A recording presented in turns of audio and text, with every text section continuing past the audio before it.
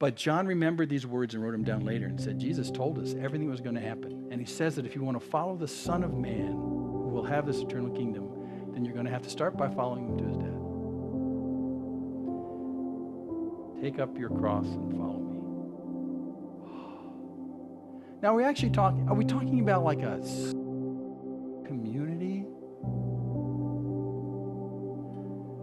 But we are talking about a community of people who put to death self. Remember I said that we're all tragically bent towards self, and the more you hoard that, there really is no life. I mean, if you're bent towards self and not God by exclusion, then all you have is self. You just have you alone in a dark gray room. It's you. All life comes from you.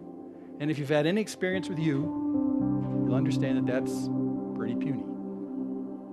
Because when you say, God, go away, I just want me, the terror of that situation is you only have you. There's no life there.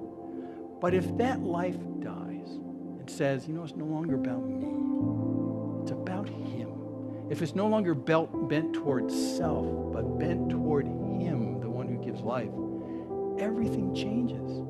And it's not an understatement to say that in Christianity, it's not about me anymore. And the degree to which you start walking and saying, it is about me, it is about me, it is about me, you've bent towards self again. You're going to push God away.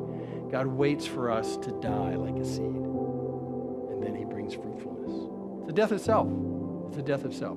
Now, that's not to say that life with God is all about dying. But it is about you dying. That's what I'm saying. And what God can bring in fruitfulness, 60-fold, 100-fold, is beyond belief.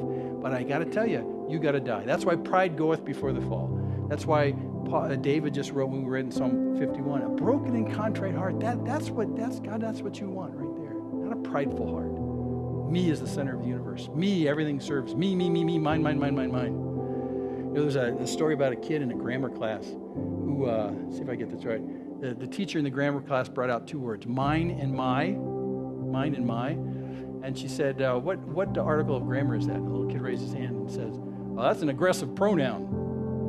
It's supposed to be possessive pronoun. An aggressive pronoun. That's actually it. In the my and mine universe of us, it aggressively tries to take from the world and bring it to us, and we're the center of the universe, and we will be happy to the degree to which we can force the universe around us to serve us and make us happy. Ha ha ha, I'm happy.